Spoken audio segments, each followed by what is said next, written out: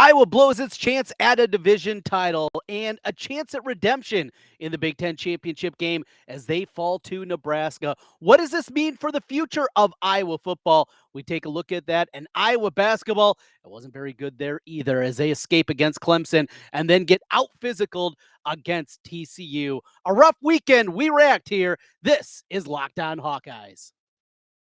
Are Locked On Hawkeyes, your daily podcast on the Iowa Hawkeyes.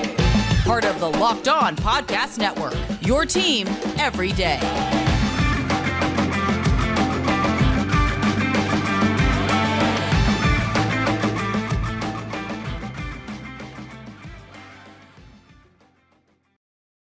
Welcome into Locked On Hawkeyes. I'm Trent Condon. Thanks for making Locked On Hawkeyes your first listen each and every day. We're available wherever you get podcasts, and you can also see us on YouTube. Just search Locked On Hawkeyes, and while you're there, hit that subscribe button. Helps us get in front of more Hawkeye fans as Iowa falls on Black Friday to Nebraska 24-17, a game that obviously was incredibly frustrating. We break that down. We take a look to the future of Iowa football. What does this 7-5 season mean? Obviously, an offense that was absolutely putrid throughout the season. The ugliness showed up once again, an awful game plan from Brian Ferentz. We'll talk about that in the future and also talk some basketball as Iowa takes their first loss of the season. This one to TCU in a game where they were just out physicaled throughout the basketball game, and they fall to the Horned Frogs. All coming up today. Thanks for making Locked On Hawkeyes your first listen today. Let's get into it in what was an incredibly frustrating Friday afternoon into the evening in the 24-17 loss to Nebraska.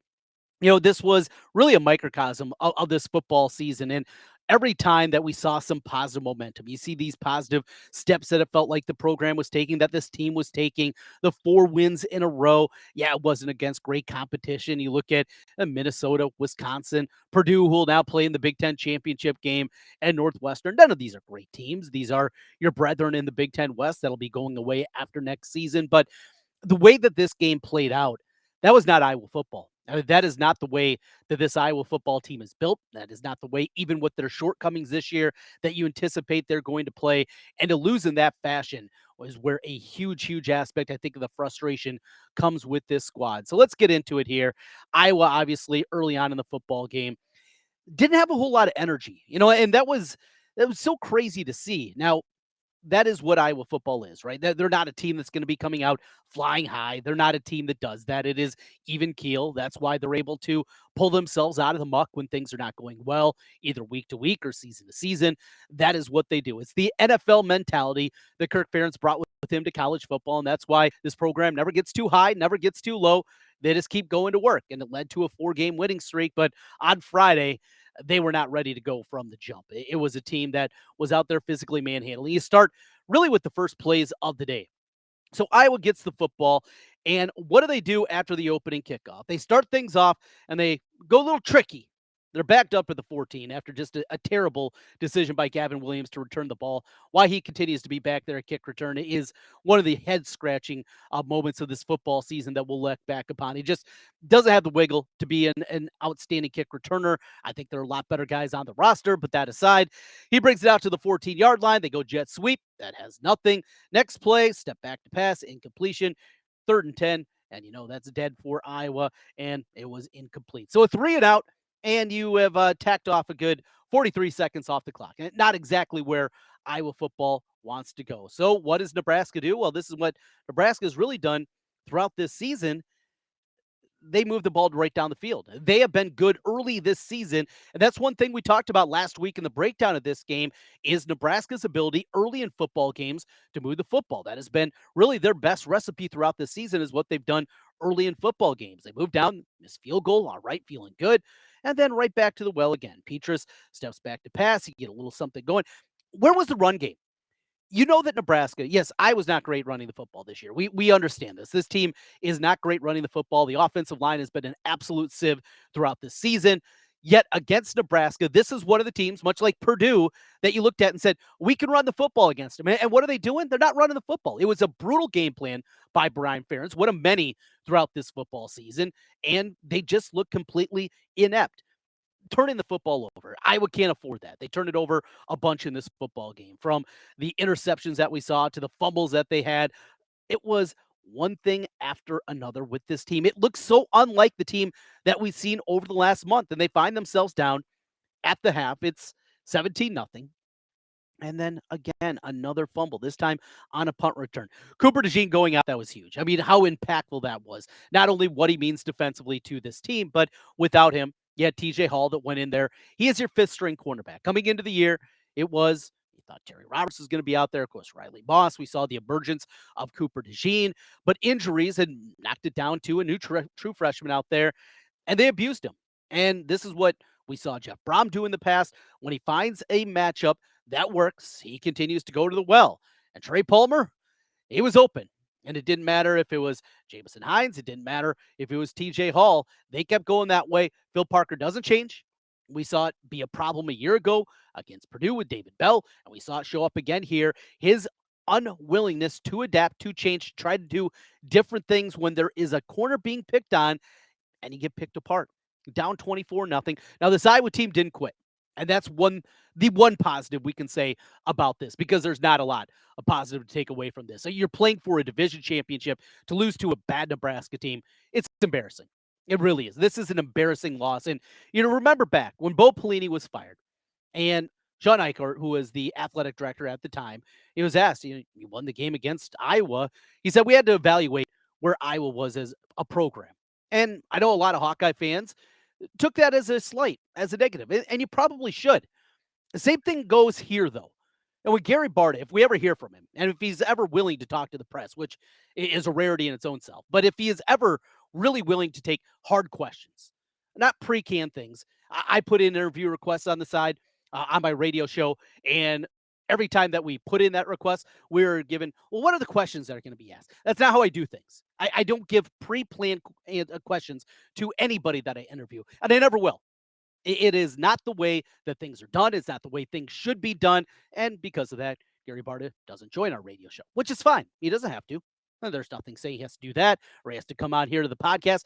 That's fine. If he doesn't want to answer the questions, or if he wants the questions to be put in front of him beforehand so he can come up with a canned response that doesn't tell us anything, all well and good. But whenever we do hear from Gary Barta, the, of course, superior to our offensive coordinator, because of this asinine thing that the Ferentz has decided to put together and handing a job that Brian Ferentz had no business getting, being the offensive coordinator at a Big Ten institution. In order to do this, this is what they came up with to get around nepotism rules. And here we are, a guy that should absolutely be fired, and they're not going to do anything about it.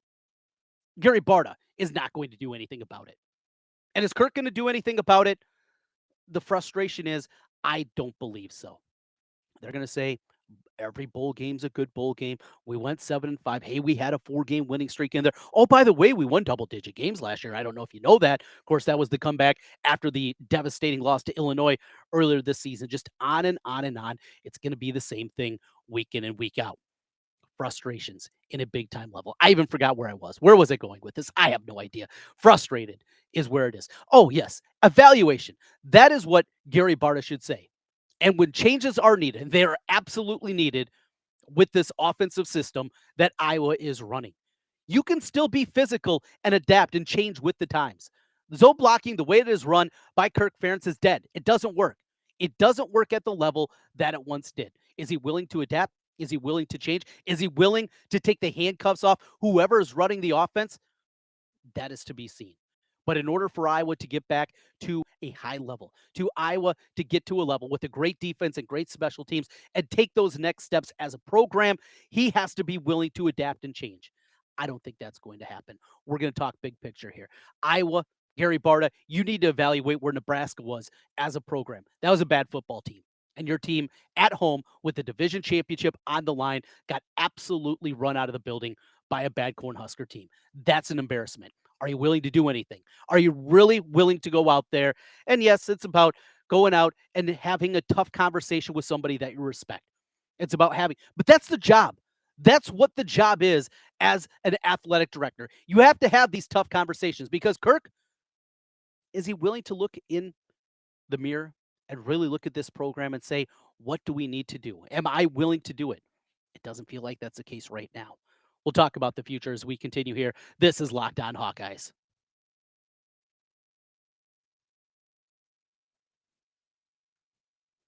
Inflation has us all thinking about different ways to cut back. Cutting back, maybe driving around, might be the gas, or when you go to the grocery store, trying to find different ways to make ends meet. Driving less, dining out less, buying less at the grocery store. Nothing fun about less. That's why I started using Upside. Upside, it's a great app for anyone who buys gas, groceries, or dines out. That's all of us. With Upside, I don't have to cut back because I get cash back on every purchase. It is a great app, so easy to use, simple. I love that part of it. Don't have to worry about haggling, going in and doing a bunch of things. Very, very simple of what you can do. Gas, groceries, dining out, they have it all with the Upside app. To get started, download the free Upside app. Use my promo code LOCKED. You'll get $5 or more cash back on your first purchase of $10 or more. Next, claim an offer or whatever you're buying on Upside, check in at the business, and then you just pay as usual with your credit card, your debit card, and you get paid. In comparison to credit card rewards or loyalty programs, you can earn 3 times more cash back with Upside. Upside users are earning more than $1 million every week. That's why they have a 4.8-star rating on the App Store. Download the free Upside app, use promo code LOCKED, and get $5 or more cash back on your first purchase of $10 or more. Again, $5 or more cash back on your first purchase of $10 or more using promo code LOCKED.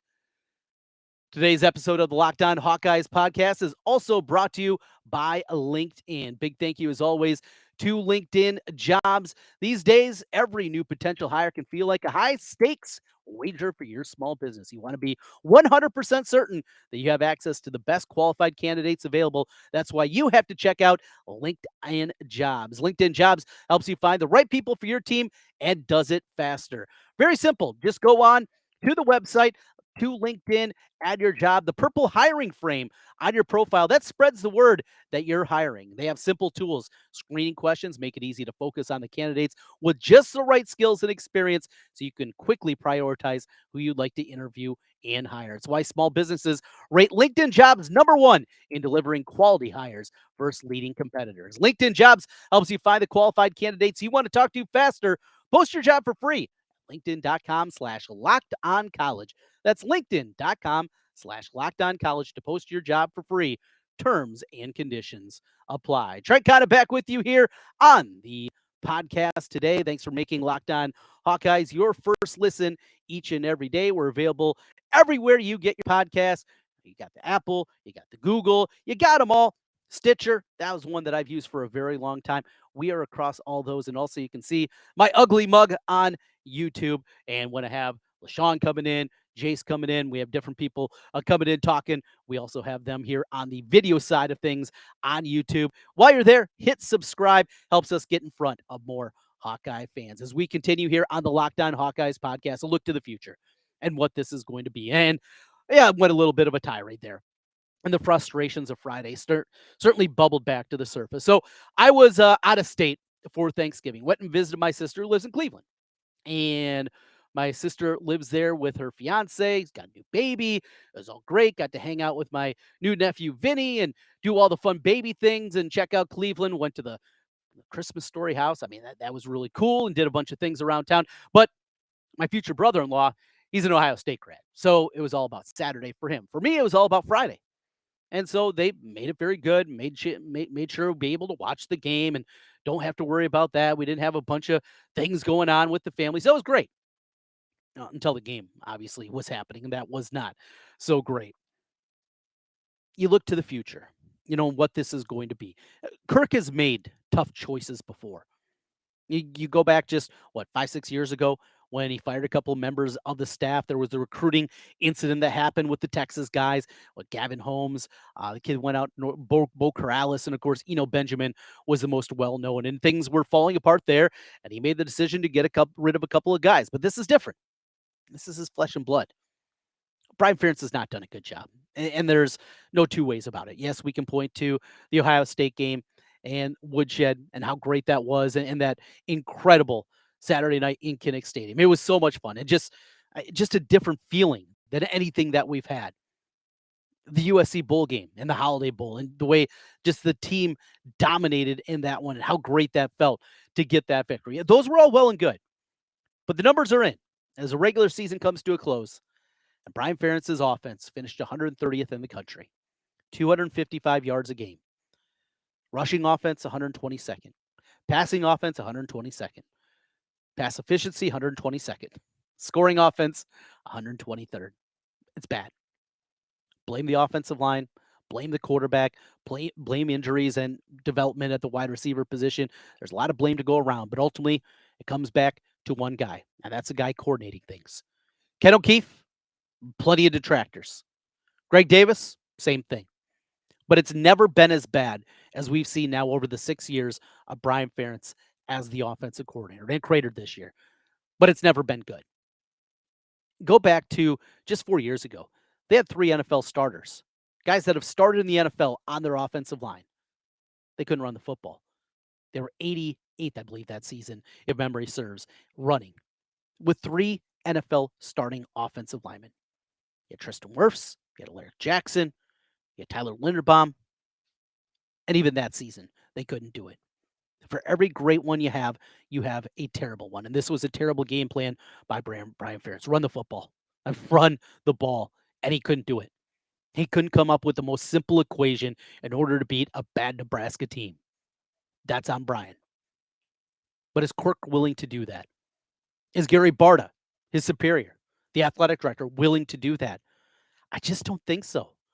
And that's where we are, and that's where the frustration is. And that's where I continue to have this conversation with Hawkeye fans and my tailgate group, and the text messages are going back and forth, and you're thinking about the excitement and what could be, and the possibility of something changing, something being different. Because with different offensive coordinators, it has been different. It has looked different, and it's been a lot better than the crap sandwich we've been handed over the last 6 years.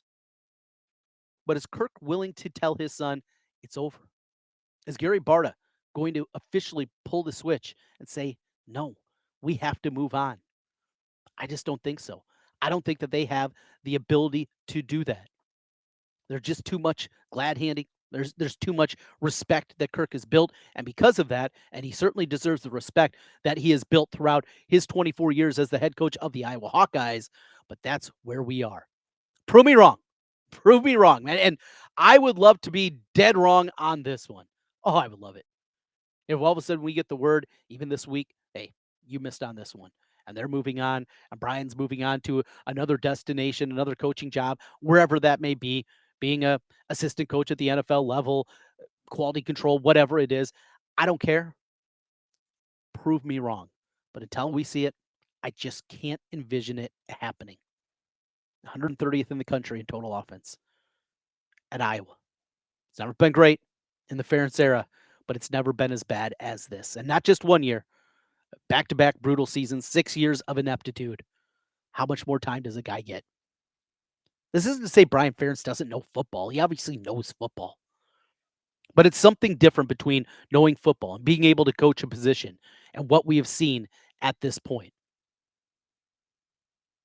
He can't get it done. That's where we are.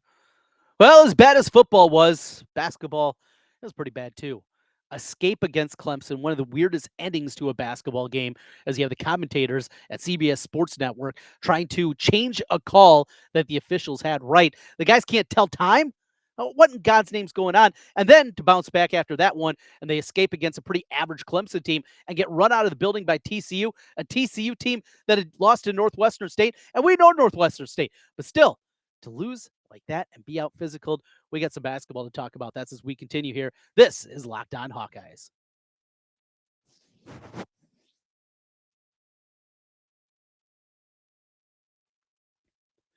Today's episode of Locked On Hawkeyes is brought to you by Nissan. This week's thrilling moment in college football brought to you by Nissan. The thrilling designs behind the new lineup from Nissan are intended to empower drivers in vehicles as capable as the drivers themselves. When I think about unbelievable abilities on the field, this week's thrilling moment, we got to go once again to our man, Caleb Johnson. The touchdown run as Iowa got on the board and gave us a glimmer there at the end of the third quarter. In fact, that was the middle of the third quarter as he rips off a 44-yard touchdown. It's 24-7 after that. Iowa down 24. Makes the decision not to go for two. That's another conversation. They got back in it. Had a chance, obviously, with the football late in the game, but that one at least gave us a little bit of hope. Caleb Johnson, he gets it again. And the 44-yard touchdown run as Iowa, they could run the ball, just didn't do enough. in the loss to Nebraska. This segment has been inspired by the thrilling new designs featured across Nissan's new lineup of vehicles. Pursue what thrills you in an all-new Frontier, Armada, or Pathfinder today. Available now at NissanUSA.com. I'm Trent Condon with you on the Locked On Hawkeyes podcast. Thanks for making Locked On Hawkeyes your first listen. So as we go through, and as you can tell, a little bit if you're watching on YouTube right now, a little under the weather, a lot of travel, weather changing. Oh boy, I got a runny nose. We'll battle through. We'll persevere. We're going to be all right. But did not put me in a good mood watching that Iowa basketball performance over the last couple of nights, starting on Friday as they escape against Clemson, and then Saturday, a run out of the building against TCU. So first, the Clemson game. As mentioned, this is an average Clemson team. They'll be middle of the pack. They might be a bubble team in the ACC. That's all they were. They had a couple of nice pieces, but another rough performance out there by Chris Murray. We saw that back-to-back nights. Yeah, Murray had a double-double, 10 and 12 against Clemson, but did not shoot the ball well as a team. He shoots 4 of 17.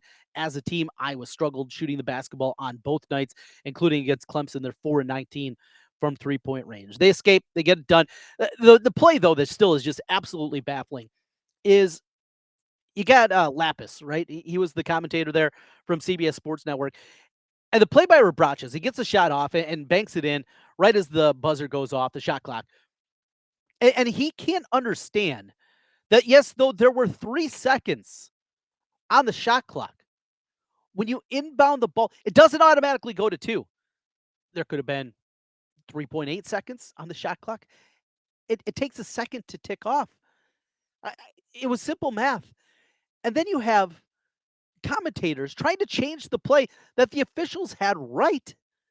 That's one of the most baffling things I've ever seen. Now, Iowa gets it done. They get out of there. They get the win. Okay, all well and good. And then Saturday night comes against TCU.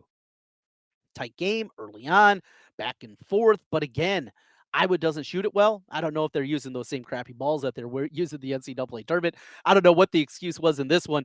3 of 17 from deep.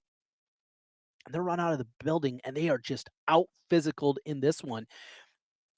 Another frustration about this is I didn't think this was going to be over, but it felt like this team had a chance to be different, that the games that they were going to be manhandled, and there's been plenty of them in the McCaffrey era, that this team had a different kind of toughness quotient to them. That didn't show up on Saturday night. It's just one game. Not going to overreact to one loss, but that was a bad one. Not losing to TCU. Remember, this is a preseason top 15 TCU team. And Mike Miles, he was not available in that Northwestern State game. When they're right, you saw them last year. If you watched them towards the end, they went toe-to-toe with Kansas a bunch of different times, team that won the national championship. They had Arizona on the ropes in the round of 32. This is a good team, and they basically returned everybody. And Jamie Dixon is a great basketball coach. But in that way, to a team that had some of the limitations that they did, to just get abused on the boards the way that they did, 37-25. It didn't even feel that close. 13 offensive rebounds from TCU. And you got to get this figured out in a hurry. Now, it's Tuesday night against Georgia Tech. Georgia Tech's not very good. Clemson, they were kind of an average-ish ACC team. Georgia Tech's a bad one. This one at home, you should absolutely club them, get everything right. But you got to get figured out, because after that, it steps up in a big-time way. You got a week off before you take on Duke in Madison Square Garden. That's a week from Tuesday on December 6th. Then, 2 days later, back home at Carver with Iowa State. You saw what they did, beating Villanova in North Carolina out at PK 85 and getting the victories there, falling the championship game to UConn. But Iowa State, they're going to guard you. They're going to be physical. And what we saw against TCU, that's kind of a scary proposition. And then after that, of course, is Wisconsin, a team that's not very talented. This Badger team, in terms of raw talent that they've had, maybe in the past, and you look back, certainly in the Bo Ryan era and into what they are now, this is not one of their more talented squads, but they're going to grind you. And that has been a problem for Iowa bunch in the McCaffrey era. That's what is on tap here over the next couple of weeks. Can he get to 3-1? Can he get through this stretch 3-1? You do that, I think you're feeling good. You're feeling good. Even if you take a loss to Duke, you win the other 2 games, you beat Iowa State and Wisconsin at home, you're feeling good. Then you got a couple of easy ones, a couple of layups before you get back into Big Ten Conference play. It'll be Southeast Missouri State and Eastern Illinois before the end of December. And we get back to the full slate then, 19 games remaining after the Wisconsin game in the Big Ten. Frustrating night. thought maybe this was going to be different. Certainly didn't look different when things got tough. Iowa was not able to come up with the shots, not to come up with the plays, and that's where we are. Chris Murray, another double-double, but did not shoot the ball well in that second game against TCU. He was 4 of 17 in the first game, 4 of 14 in the second game. You saw Tony Perkins limited at times, with that ailment that he's going through, leg injury, trying to battle his way back out of it. He finished with 15 points, but no assists in the game for your starting point guard. Ulis has done some good things. That's, I guess, the bright spot of this one. We saw some moments out of Desante Bowen, as deep as Iowa's been at the point guard position in a really long time, but going to need more. Sanford, he's got to figure it out. They need him as a shooter on the outside. And if he's not shooting it, it's a big time problem. Speaking of problems against TCU, Patrick McCaffrey, a no-show. No points, no rebounds, no assists, goose eggs, steal, block. There's zeros everywhere. To get a foul, goes 0 of 5. Can't have that. He is too talented to have an offer all the way across the board. Connor didn't have any shots. It was one of those nights, and they couldn't figure it out. And, they got into, back within 4, I think, at one point, and then TCU just answered and responded. And it's one night. Don't overreact, but some of the concerns maybe we had coming into the season about this team, and the questions. Can this be more than just a team gets into the tournament, maybe wins a game? Could they be more? There was hope after the Seton Hall game. Now, looking at it, not so sure. Seton Hall, in fact, over the weekend, they themselves didn't have a real strong performance. The Seton Hall, they got beat. Who was it that they lost to over the weekend? Oh, yeah, got beat by Siena. In their tournament that they're playing in. Won their first game against Memphis, lost to Oklahoma, and then dropped in the third place game to Siena. Rough one in that one. So that's what we have with Iowa basketball. Get right against Georgia Tech. We'll be back with you after that one on Tuesday night with an instant reaction podcast. But a tough one, guys and ladies. It was a bad weekend. The Iowa women, they fall to UConn. In stretches of that game played as well as defensively. We've seen maybe a Lisa Bluter team play, but ultimately too much UConn in the end as they get the victory there on the women's side of things. Of course, a big one with Iowa and Iowa State on the women's side also coming up here in a couple of weeks. It's a busy time. The regular season comes to a close. We'll talk about the bowl game wherever Iowa ends up. Maybe it's the Mayo Bowl. Oh, boy. It could be possibly maybe Nashville, which is fun, but after the way this season ended, it's going to be interesting to see how Hawkeye fans travel to watch this football team after what we saw and what was in front of them, and just let it slide. Hey, want to tell you before we get out of here today also about a great podcast for you. After listening, of course, to your first listen, the Locked On Hawkeyes podcast, check out Locked On Sports Today. From the games that matter the most to the biggest sports stories in sports, go beyond the scoreboard and behind the scenes with local experts and insights that only Locked On can provide. Locked On Sports Today, available on this app, YouTube, or wherever you get podcasts. We'll get positive. We'll go in the right direction. We'll try to find some positivity maybe in the future days and weeks ahead. But this one, a frustrating one after a long weekend and a lot of head-scratching moments, both football and basketball-wise. We'll be back with you all throughout the week here on Locked On Hawkeyes. LaShawn will stop by. We'll break things down, what he saw with the X's and O's perspective. Jason will also stop in. We got a lot going on there and an instant reaction after Iowa, Georgia Tech on Tuesday night. That's all coming up here this week. Thanks for making Locked On Hawkeyes your first listen each and every day. Hit that subscribe button on YouTube and go Hawks.